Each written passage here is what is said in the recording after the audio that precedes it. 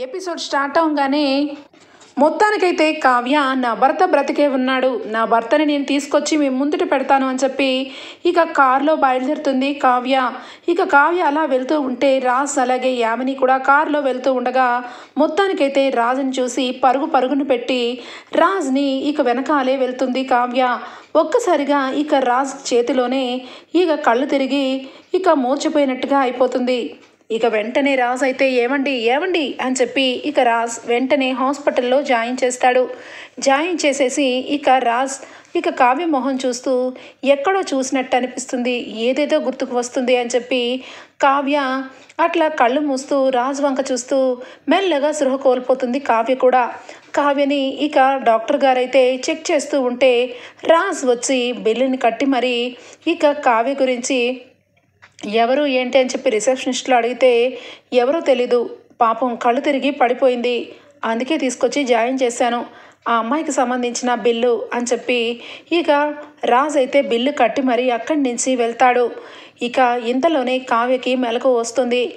మెలకువ రాగానే ఇక డాక్టర్ గారిని ఆయన ఏరి డాక్టర్, నన్ను జాయిన్ చేసిన ఆయన ఏరి అనగానే ఆయన మీకు ఏమవుతారమ్మా అనగానే నా భర్త ఆయన అని చెప్పి అనగానే ఇప్పుడే రిసెప్షన్ దగ్గరికి వెళ్ళారమ్మా, బయటే ఉండుంటారు, నువ్వు ఆరోగ్యం జాగ్రత్త అని చెప్పి అంటూ ఉండగానే ఫాస్ట్గా వచ్చి ఇక రిసెప్షన్ దగ్గరికి వచ్చి కనుక్కుంటుంది.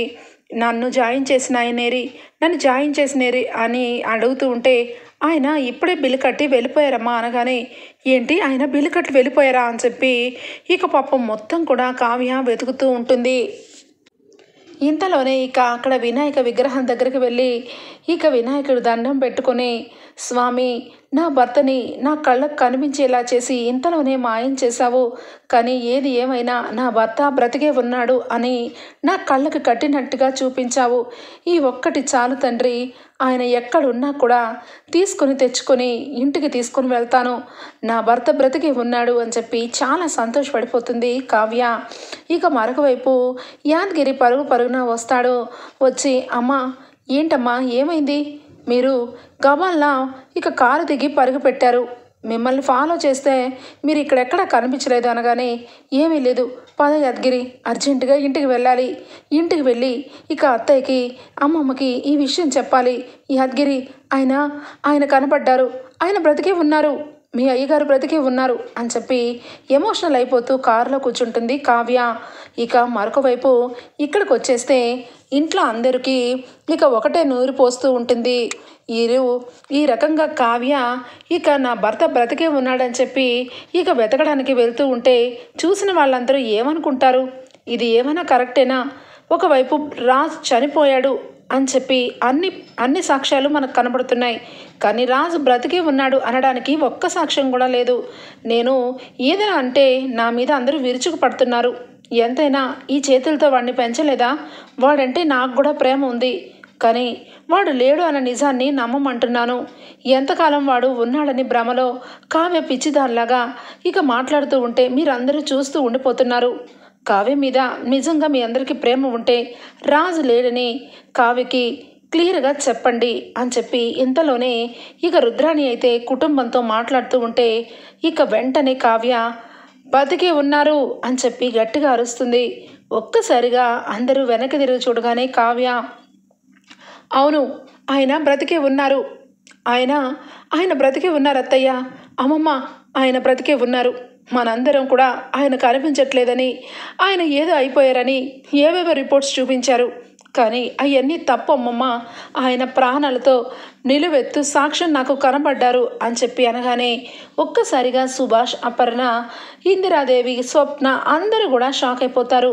అక్క కావ్య ఏం మాట్లాడుతున్నావే కావ్య, అసలు ఏం చెప్తున్నావు, అర్థమయ్యేలాగా చెప్పు అనగానే అపర్ణ కావ్య ఏంటమ్మా ఏం మాట్లాడుతున్నావు, వాడిని చూశానంటున్నావేంటి, ఏం మాట్లాడుతున్నావు అనగానే అయ్యో అత్తయ్య నా కళ్ళతో ఆయన్ని నేను చూశాను, నేను ఆయన్ని వెతుక్కుంటూ వెళ్ళానా, కారులో నుంచి ఎదురుగా కారులో ఆయన కనపడ్డారు, ఆయనేనా అని చెప్పి తదేకంగా చూశాను, ఆయనే, వెంటనే ఆయన్ని పరుగున పెట్టి ఆయన దగ్గరకు వెళ్ళాను, ఇంతలో కళ్ళు తిరిగి పడిపోతే ఆయన నన్ను తీసుకొని వెళ్ళి హాస్పిటల్లో జాయిన్ చేశారు, ఆయన నన్ను ఇక హాస్పిటల్లో జాయిన్ చేసి ఇక వెళ్ళిపోయారు అని చెప్పి అనగానే ఇక వెంటనే ఇంట్లో అందరూ ఆశ్చర్యంగా చూస్తుంటారు కావ్య వంక.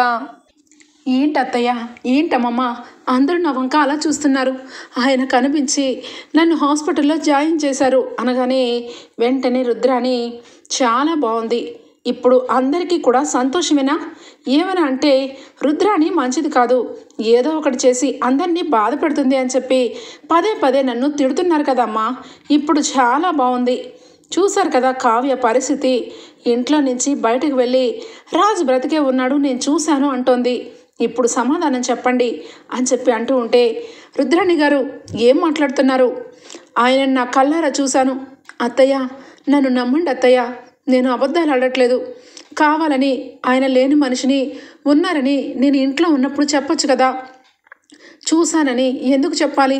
ఆయన చూశాను కాబట్టి నాకు కళ్ళు తిరిగిపోయి పడిపోయాను. ఆయన నన్ను హాస్పిటల్లో జాయిన్ చేశారు, ఆయన మొహాన్ని నేను దగ్గర నుండి చూశాను.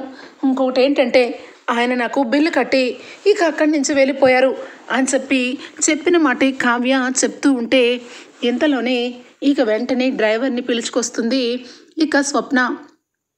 యాదగిరి ఒకసారి రా అని చెప్పి అనగానే అమ్మగారు అనగానే జరిగింది ఇప్పుడు చెప్పు, నువ్వు రాజుని చూసావా, రాజయ్య గారిని చూసావా అనగానే రుద్రాణి ఇదిగో యాదగిరి, ఉన్నది ఉన్నట్టుగానే చెప్పు, అసలు బయటకు వెళ్ళావు కదా,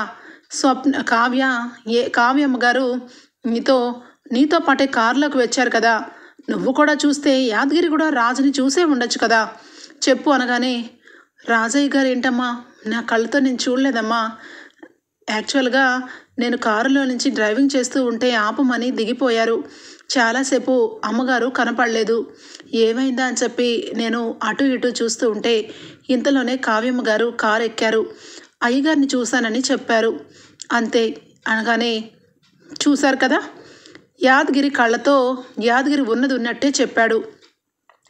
కావ్య కారు దిగిపోయిన తర్వాత ఇక రాజు ఉన్నట్టుగా అనుభవించి ఊహించుకొని ఇక రాజు ఉన్నాడని క్రియేట్గా చేసుకొని చెప్తుంది. పక్కనే ఉన్న కావ్యకి యాదగిరికి కనిపించని రాజ్ కావ్యకి కనిపించడం ఏంటి? ఇప్పుడు అర్థమైంది కదా, డ్యామ్ షూర్గా కావ్యకి పిచ్చి పట్టింది. రాజ్ హఠాత్తుగా మరణించేసరికి రాజ్ కనిపించకుండా ఒకేసారి ఇక చచ్చిపోయేసరికి కావ్యకి మతిపోయింది. ఈ రోజు నుంచి కావ్య పిచ్చిదైపోయింది అని చెప్పి చాలా క్రూరంగా మాట్లాడుతూ ఉంటుంది రుద్రాణి. ఇక అప్పుడే ఒక్కసారిగా గట్టిగా ఇక అప్పు అయితే చాలు ఆపండి అని చెప్పి గట్టిగా అరుపు వినిపిస్తుంది. అందరూ ఆశ్చర్యంగా చూసేసరికి అప్పు ఏంటి మీ ఇష్టం వచ్చినట్టుగా మాట్లాడుతున్నారు, ఎక్కువ తక్కువ మాట్లాడకండి, అనవసరంగా పెద్దవాళ్ళు మీ మర్యాద కోల్పోతారు, ఇక్కడ కావ్యక్కని పట్టుకొని నోటుకొచ్చినట్టుగా మాట్లాడుతున్నారేంటి, కావ్యక్క చెప్పింది 100కి 100% కరెక్ట్ అని చెప్పి అనగానే అందరూ ఆశ్చర్యంగా చూస్తారు. కావ్య వెంటనే అప్పు నా కళ్ళతో నేను చూశానని వీళ్ళందరికీ చెప్తున్నా అర్థం కావట్లేదే, ఇప్పుడు నేను చెప్పింది నీకేనా అర్థమైంది కదా అనగానే అర్థమవడం ఏంటక్క, నేను నిన్ను ఫాలో అవ్వుకుంటూ వచ్చాను, నువ్వు అలా ఎమోషనల్గా కారులో వెళ్ళిపోతూ ఉంటే నువ్వు ఎక్కడికి వెళ్తున్నావా అని చెప్పి నేను వెంటనే వెనకాలే బయలుదేరాను. మీరందరికీ తెలుసు కదా, అక్కని వెనకాలే నేను వెళ్ళాను కదా, అక్క వెళ్తూ ఉంటే నేను వెళ్ళేటప్పుడు రాజ్ బావ లాంటి వ్యక్తిని చూశాను, రాజ్ బావేనేమోనని ఇక వెనక్కి వెళ్ళేసరికి తీరా చూస్తే మధ్యలో మిస్ అయిపోయారు. ఇక ఒక్కసారిగా ఇక వెతుక్కుంటూ వెళ్ళాను, అక్కడికి వెళ్ళేసరికి ఇక రాజ్ బావలా కనబడే వ్యక్తి నాకు కనిపించలేదు. కానీ ఇక ఎందుకైనా మంచిదని ఇక కావ్యక్క కూడా కనబడకపోయేసరికి వెనకాలే వెళ్తూ ఉంటే ఒక్కసారిగా హాస్పిటల్లో సీసీటీవీ ఫుటేజ్ని చెక్ చేయించాను, అక్కడ రాజ్ బావ కనపడ్డాడు అని చెప్పి అనగానే ఒక్కసారిగా దుగ్గిరాల కుటుంబం ఉలిక్కి పడుతుంది. అమ్మ అప్పు నిజంగానా రాజుని చూసావా అమ్మా, ఆ సీసీటీవీ ఫుటేజ్లో రాజే కదా నీకు కనపడింది, నా కొడుకు రాజే కదా అనగానే అయ్యో ఆంటీ కళ్ళారా నేను చూశాను, రాజ్ బావలాగా ఉన్నారేంటని అనుకున్నాను, కానీ తర్వాతే అతను రాజ్ బావ అని డిక్లేర్ చేసుకున్నాను, హాస్పిటల్లో కావ్యకి ఇక తీసుకొని వచ్చి హాస్పిటల్లో జాయిన్ చేసి బిల్లు కట్టుకొని వెళ్ళారు. కావాలంటే ఆ సీసీటీవీ ఫుటేజ్ని మీకు చూపించాలని తీసుకొని వచ్చాను, అందుకే ఇంత లేట్ అయింది అని చెప్పి ఇక అపర్ణకి, ఇందిరాదేవికి, అందరికీ, సుభాష్కి అందరికీ చూపిస్తుంది. కావ్య సీసీటీవీ ఫుటేజ్లో రాజుని మరొకసారి చూసుకొని కళ్ళు వెంట నీరు కారుస్తూ ఒకవైపు ఆనందంతో ఒకవైపు దుఃఖంతో, చూశారు కదా నా భర్త బ్రతికే ఉన్నాడు. చూడండి రుద్రాణి గారు, మీరు అనవసరంగా లేనిది ఉన్నట్టు ఉంది లేనట్టు నేను భ్రమలో బ్రతకడం కాదు, మీరు బ్రతుకుతున్నారు. ఏమన్నారు? నాకు పిచ్చి పట్టిందా? నేను పిచ్చిదాన్ని అయిపోయానా? నిజానికి నా భర్త నిజంగా నాకంటే దూరంగా వెళ్ళిపోయి ఉంటే నాకు పిచ్చి పడుతుందేమో, కానీ నా భర్త నాతో పాటే ఉన్నారు. నాలాగే అతను కూడా ప్రాణం పోసుకునే ఉన్నారు. అలాంటప్పుడు నేనెందుకు అవ్వాలి పిచ్చిదాన్ని? నా భర్తని తీసుకొని వచ్చి ఇంట్లో పెడతానన్నాను, పెట్టి చూపిస్తాను అని చెప్పి కావ్య ఇక గట్టిగా మాట్లాడుతుంది. అమ్మ కావ్య, నన్ను క్షమించమ్మా. అనవసరంగా రుద్రాణి అన్న మాటలకి మేమెవ్వరం కూడా సమాధానం చెప్పలేదు. నీ పరిస్థితి చూసి నిజంగానే భ్రమలో ఉన్నావేమో అనుకున్నాము. నిజానికి రాజ్ బ్రతికే ఉన్నాడు, నా కొడుకు రాజ్ బ్రతికే ఉన్నాడు అని చెప్పి, ఏమండి మన రాజ్ అండి అని చెప్పి ఇక అపర్ణ అయితే చాలా ఏడుస్తూ ఇక ఎమోషనల్గా ఒకవైపు ఆనందంతో నా కొడుకు బ్రతికే ఉన్నాడు. అమ్మ అప్పు, వాడు సీసీటీవీ ఫుటేజ్లో నీకు కనిపించాడు, కానీ వాడు ఎక్కడికి వెళ్ళాడు? అసలు వాడు ఎక్కడ ఉంటున్నాడు? వాడు యాక్సిడెంట్ అయిన తర్వాత ఇంటికి రాకుండా వాడు ఎక్కడికి వెళ్ళిపోయి ఉంటాడు?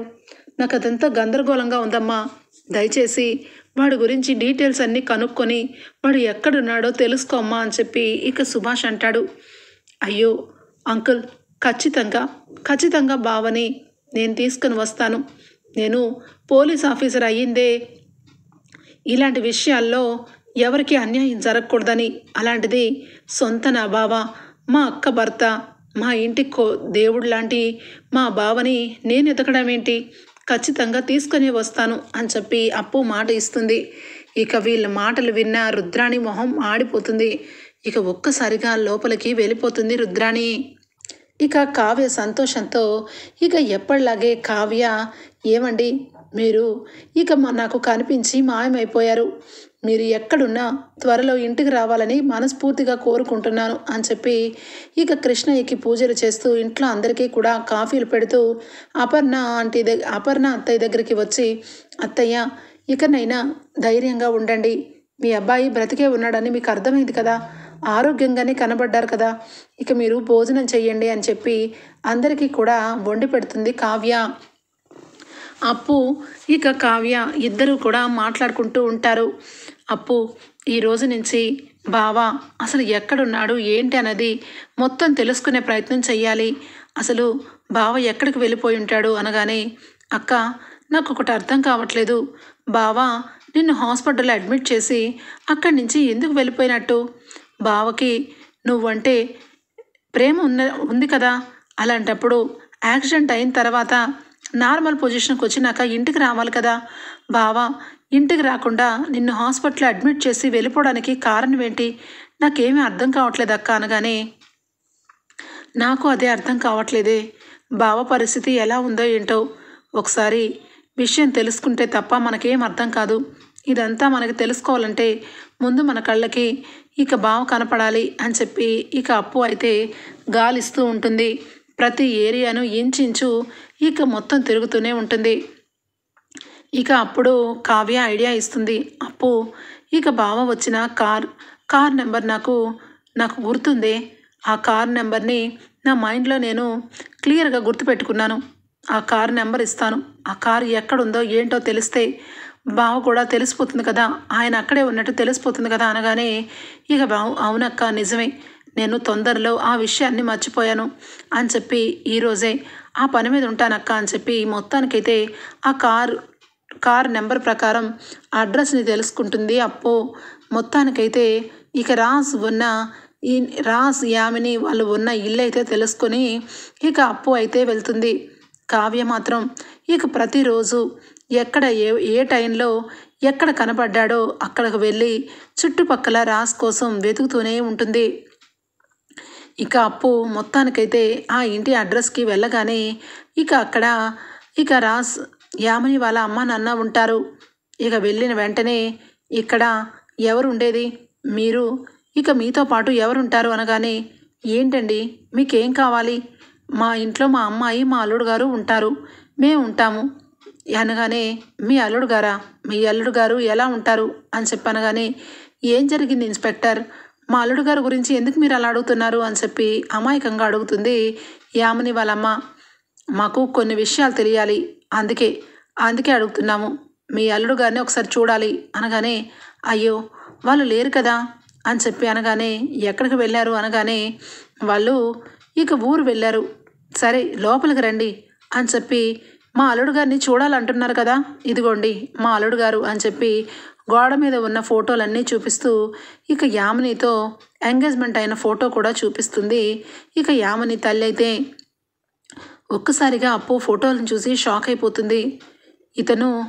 ఇతను మా బావ రాజ్ కదా అనగానే, ఏం మాట్లాడుతున్నారు మీరు, ఏదో మాట్లాడుతున్నారు, మాకు అర్థం కావట్లేదు, మా మేనల్లుడు రామ్ అతని పేరు, అతను ఈ మధ్యకాలమే ఫారెన్ నుంచి వచ్చాడు, ఇంతలోనే నా కూతుర్ని పెళ్లి చేసుకోవాలనుకుంటున్నాడు, మీరు రాజ్ అంటుంటే నాకు నవ్వొస్తుంది అని చెప్పి చాలా కవర్ చేస్తూ మాట్లాడుతూ ఉంటే ఇక అప్పు మాత్రం, ఏంటి ఇతని పేరు రామా, ఇతను ఫారెన్ నుండి వచ్చాడా, ఇతను ఫారెన్లో ఉంటాడని, ఇతని పేరు రామ్ అని ప్రూఫ్స్ కావాలి నాకు, లేదంటే ఆయన్నైనా పిలిపించండి అని చెప్పి అప్పు అడుగుతుంది. అయ్యో ఏంటమ్మా, చూడడానికి ఎస్ఐ కదా, నువ్వు పోలీస్ ఆఫీసర్వి కదా, చూస్తుంటే చాలా జాలనిపిస్తుంది, నా అల్లుడిని పట్టుకొని ఎవరో రాజు అంటావేంటి, మా అమ్మాయిని త్వరలోనే పెళ్లి చేసుకోబోతున్నాడు, సొంత నా మేనల్లుడు, చిన్నప్పుడే తల్లిదండ్రులని పోతే నేనే చిన్నప్పటి నుంచి తల్లిదండ్రులాగా చూసుకున్నాను, వాడి గురించి ఇంకా ఏం ప్రూఫ్లు కావాలి, వాళ్ళు మొన్న ఫారెన్ నుంచి వచ్చినట్టు పాస్పోర్ట్లు ఉన్నాయి, కావాలంటే చూడు అని చెప్పి ఇక మొత్తానికైతే అంతకుముందే ప్రీ ప్లాన్డ్గా చేయించిన పాస్పోర్ట్లు చూపిస్తుంది. ఒక్కసారిగా ఇక అప్పు దెబ్బకి షాక్ అయిపోతుంది. అచ్చం బావలాగే ఉన్నాడు, కానీ ఈ ప్రూఫ్స్ చూస్తుంటే బావ కాదనిపిస్తుంది, రామ్ అనే అనిపిస్తుంది, అంటే బావ నిజంగా లేడా, అక్క చెప్పినట్టుగా ఈయన బావని అక్క భ్రమలో ఇక నాలాగే భ్రమపడింది అని చెప్పి చాలా బాధపడుతూ ఇక రామ్ని అలానే చూస్తూ ఉంటుంది ఫోటోలో. ఇక ఈ ఫోటో ఏంటి అనగానే, ఈ ఫోటో ఏంటంటావేంటమ్మా, నా కూతురు యామిని, తనని పెళ్లి చేసుకుందామని ఎంగేజ్మెంట్ చేసుకున్నాము, ఇక 2 రోజుల్లోనే పెళ్ళి అని చెప్పి ఇక చెప్పడంతో ఇక అప్పుకి ఏమీ అర్థం కాదు.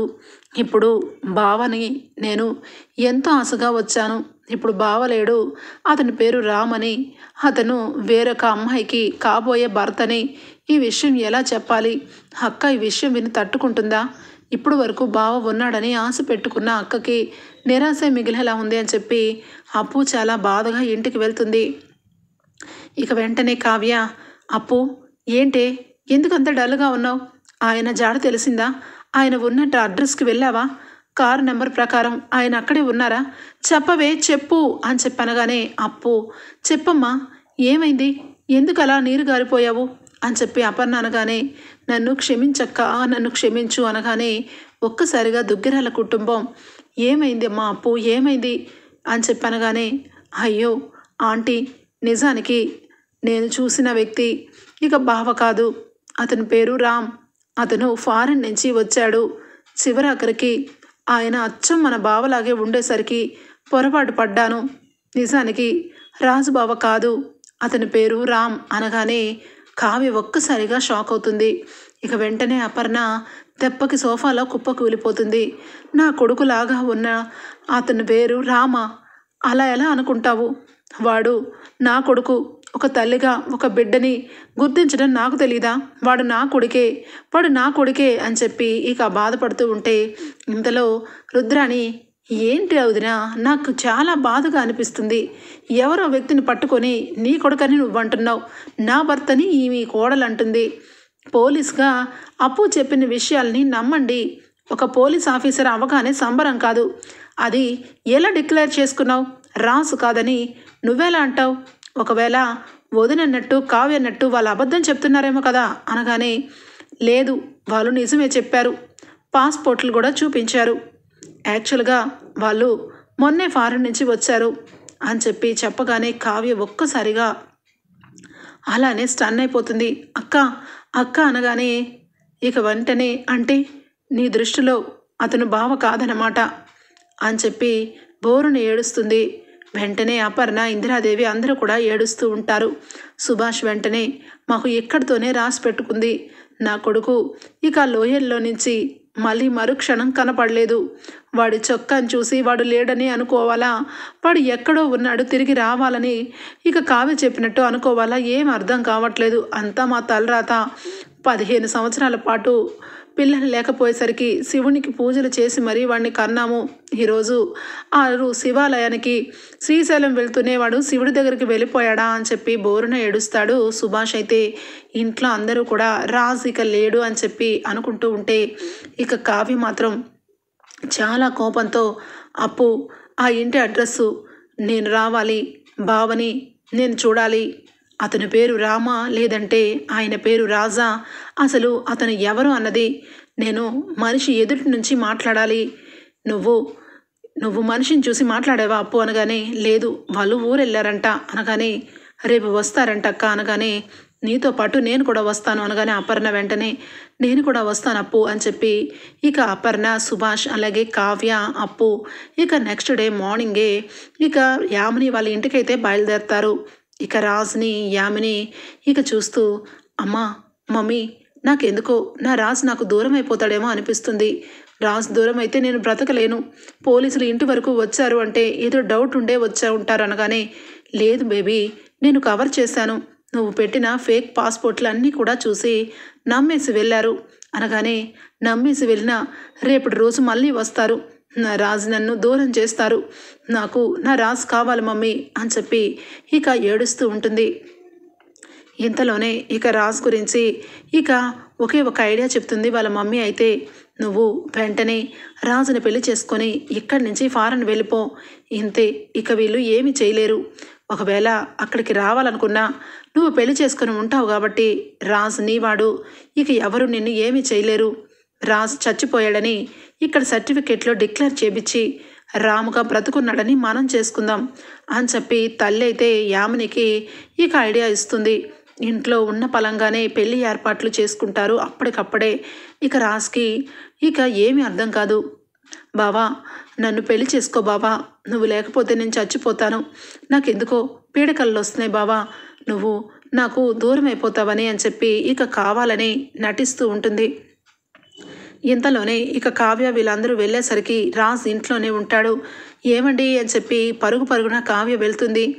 ఒక్కసారిగా రాజ్, బాబు రాజ్ అని నాన్న రాజ్ అని అపర్ణ ఇద్దరు బోరున రాజుని పట్టుకొని ఏడ్చేస్తారు. రాజ్కి ఏమీ అర్థం కాదు. ఎవరు మీరు, ఎందుకు ఏడుస్తున్నారు, నా పేరు రాజ్ కాదు, నా పేరు రామ్ అని రాజ్ అనేసరికి ఒక్కసారిగా గుండె పగిలిపోతుంది కావ్యకి అలాగే ఇక అపర్ణకి. ఇక యామిని వాళ్ళమ్మ, ఏంటమ్మా ఇదంతా, నా మానలుడు రాముని పట్టుకొని రాజ్ అంటున్నారు, నా కూతురు భవిష్యత్తు ఏం కావాలి, అసలు వేరొక భర్తని నువ్వెలా కోరుకుంటావు, ఆ అబ్బాయి మా మేనల్లుడు, కావాలంటే చిన్నప్పటి నుంచి జరిగిన ఫోటోలన్నీ కడి చూడండి, వాళ్ళిద్దరూ ఒక కాలేజీలో చదువుకున్నారు అని ఇక మొత్తానికైతే బండ ప్రూఫ్ని తయారు చేయించుకొని వచ్చి ఇక కావ్య అలాగే అపర్ణ ఇక అందరికీ కూడా ఇక రాజు కాదు రామే అని ఇక పూర్తిగా గట్టిగా బండగా చెప్తూ ఉంటారు. ఇక అది విన్న అపర్ణ, సుభాష్ వీళ్ళందరూ కూడా రాజులాగే ఉన్నాడు అచ్చం, కానీ రాజు కాదు.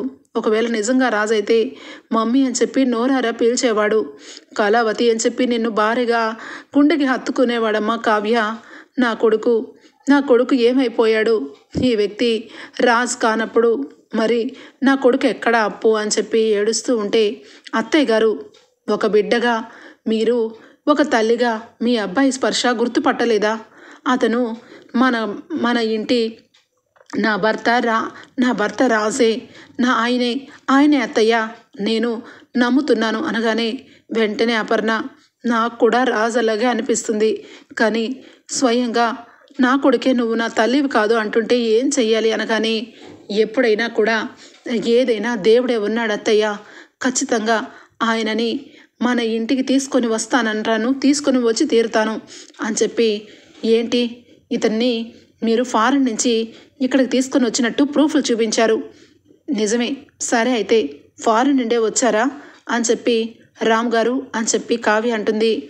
నాకు అదంతా తెలీదు, నాకు యాక్సిడెంట్ అయింది, యాక్సిడెంట్ తర్వాత ఏం జరిగిందో నాకు తెలీదు, కానీ నేను ప్రాణంగా ప్రేమించింది యామినిని మాత్రమే, తనని ఎంగేజ్మెంట్ కూడా చేసుకున్నాను, అసలు మీరెవరు అనగానే ఇక మొత్తానికైతే కావ్య చాలా బాధపడుతుంది. అత్తయ్య చూశారు కదా, అతను మొత్తం గతం మర్చిపోయారు, అందుకే మనం ఎవరో గుర్తుపట్టట్లేదు. ఏమండి మీరు గతం మర్చిపోయారు, నేనండి మీ భార్య కళావతిని, మీ అమ్మగారండి మీ నాన్నగారు అని చెప్పి గతాన్ని గుర్తు చేస్తూ ఉంటే ఇక వెంటనే యామిని ఏయ్ ఏం మాట్లాడుతున్నారు, గతం ఏంటి, గతం మర్చిపోవడం ఏంటి, నిజమే మా బావకి యాక్సిడెంట్ జరిగింది, గతం మర్చిపోయాడు, ఆ గతంలో నేనే ఉన్నాను, నాతో పాటు ఈ ఫోటోలే సాక్ష్యం, మధ్యలో నువ్వెవరివి, నీ భర్తకు కూడా యాక్సిడెంట్ అయ్యి చచ్చిపోయి ఉండొచ్చు, నా భర్తని కాబోయే భర్తని పట్టుకొని నీ భర్తని ఎలా అంటావు, మర్యాదగా గెట్ అవుట్ వెళ్ళండి అని చెప్పి యామిని అంటూ ఉంటే ఇక కోపంతో రగిలిపోతున్న కావ్య ఒక్కసారిగా చంప చెళ్ళుమని కొడుతుంది. ఇదిగో నీ పేరు యామిని ఏమో, ఇక్కడ కావ్యని, నా భర్త నాకు తెలీదా, నా భర్త నేను వెళ్తూ ఉంటే శ్రీశైలం హైవేలో ఆయన యాక్సిడెంట్ అయ్యి గతాన్ని మర్చిపోయారు, ఇప్పుడు నేను ఎవరా అని చెప్పి నన్ను వేరేగా చూస్తున్నారు తప్ప నా భర్త ఆయన పేరు స్వరాజ్ ఆయన పేరు అని చెప్పి గట్టిగా అంటుంది. ఇక అప్పు వెంటనే ఇంతలోనే ఇక పాస్ట్న పరుగు పెట్టి, అక్క నువ్వు చెప్పింది నిజమే, ఇతను బావనే అనగానే, ఏంటి పోలీస్ ఆఫీసర్ అయ్యుండి ఏదో మాంత్రిక శక్తురాల్లాగా బావ అని ఎలా చెప్తావు, ఈ విషయంలో మీకెంత అన్యాయం జరిగిందో నాకు తెలియదు, కానీ మా మేనల్ని పట్టుకొని మీరు అలా మాట్లాడడం కరెక్ట్ కాదు అని చెప్పి ఇక దబాయిస్తూ ఉంటుంది యామిని వాళ్ళమ్మ. ఒక్కసారిగా అప్పు చంప చెల్లిమని కొడుతుంది. అసలు మీకు బుద్ధి లేదా, మీరు కరెక్ట్గా ఉంటే మీ కూతురు కూడా కరెక్ట్గానే ఉండేదేమో, మా బావను పట్టుకొని మీ మేనల్లుడని చెప్పడానికి సిగ్గులేదు అనగానే ఒక్కసారిగా యామిని షాక్ అయిపోతుంది.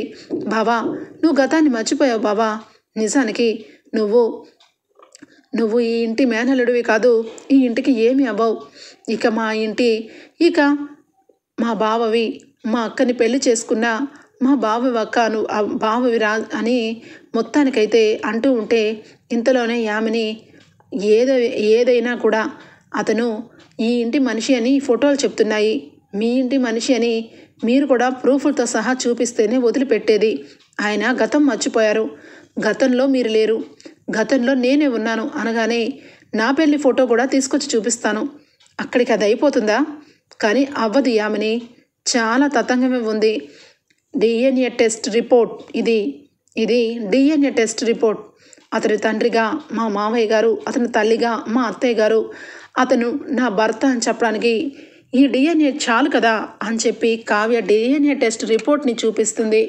ఒక్కసారిగా షాక్ అయిపోతుంది యామిని. రాజ్ స్టన్ అయిపోతాడు.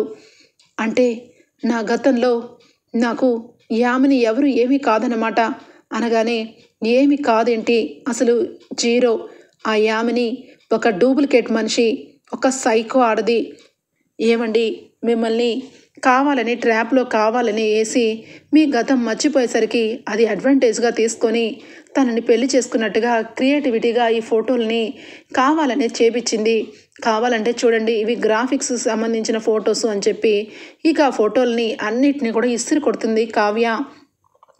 ఒక్కసారిగా ఇక ఎమ్మటే యామిని వచ్చి, ఇక నన్ను నువ్వు డూప్లికేట్ అంటావా, నా జీవితంలో రాజుని ప్రేమించాను, నా నుంచి దూరం అయిపోయి నీ దగ్గరికి వచ్చాడు, ముసుగు వేసుకొని పెళ్లి చేసుకుని రాజుని మోసం చేశావు, రాజు నావాడు అని చెప్పి ఇక షూట్ చేయబోతూ ఉంటుంది. ఇక వెంటనే ఇక షూట్ చేయబోతూ ఉంటే అక్కడే ఉన్న అప్పు అయితే ఇక చంప పగలకొట్టి చేతిలో ఉన్న రివాల్వర్ లాక్కుంటుంది. ఏంటే తెగగించుకుంటున్నావు, నీ సైకోతనాన్ని ఇక్కడ చూపిస్తే ఎవరు ఊరుకోరు, బావా పద బావా అనగానే రాజ్కి గతం గుర్తు రాదు. కానీ కావ్య మొహం కనీసి చూస్తూ ఉంటాడు. బాబురాజ్ రా రాజ్ అని చెప్పి మొత్తానికైతే కావ్య అలాగే అపర్ణ రాజ్ని దగ్గర తీసుకుంటూ ఉంటే, నా నుంచి నువ్వు దూరం అయిపోతుంటే నేను తట్టుకోలేను. నాకు దక్కనిది ఎవరికి దక్కడానికి వీల్లేదు. రాజుని చంపేసి నేను చచ్చిపోతాను అని చెప్పి ఇక చేతిలో ఉన్న రివాల్వర్ అప్పు చేతిలోది లాక్కొని రాజ్కి షూట్ చేయబోతుంది. ఏమండి అని చెప్పి రాజుని చివరికి తోసేస్తుంది కావ్య. ఒక్కసారిగా రాజ్కి ఆ తోసేయడంలో ఇక జారిపోయి మెట్లు తగిలి తలకి ఒక్కసారిగా గతం మొత్తం గుర్తుకు వస్తుంది. ఒక్కసారిగా కళావతి అని చెప్పి ఇక కావ్య ప్రతి విషయంలోనూ రాజ్తో పాటు ఉన్న విషయాలన్నీ గుర్తుకు వచ్చి రాజ్కి ఇక అపర్ణ కావ్య సుభాష్ అందరూ కూడా గుర్తుకొచ్చేసి మొత్తానికి ఇక యామిని జీవిత చరిత్ర కూడా గుర్తుకు వచ్చి, ఈ యామిని ఊరికే వదలకు అప్పు, ఈ యామిని లాంటి ఆడవాళ్ళని చూస్తుంటేనే భయం అనిపిస్తుంది. ప్రాణాలు తీసే ఈ పిశాచిని సెల్లో వేసి ఎప్పటికీ బయటకు రానివ్వకుండా చెయ్యి అని చెప్పి రాజు అయితే యామిని చంప మీద చెల్లుమని కొట్టి 2 చేతులకి సంకెళ్ళు వేయించి మరి ఇక అప్పు ఇలాంటి ఆడదాన్ని అస్సలు వదలొద్దు అని చెప్పి రాజ్ బాగా బాధపడుతూ ఇక కళావతి అని చెప్పి కావ్యని దగ్గరికి చేర్చుకుంటాడు. ఓకే ఫ్రెండ్స్, రాబోయే ఎపిసోడ్స్లో ఈ విధంగానే జరగబోతుంది. మీకు గనక నచ్చినట్లయితే ఒక చిన్న లైక్ ఇచ్చేయండి friends. Bye, take care, thank you for watching.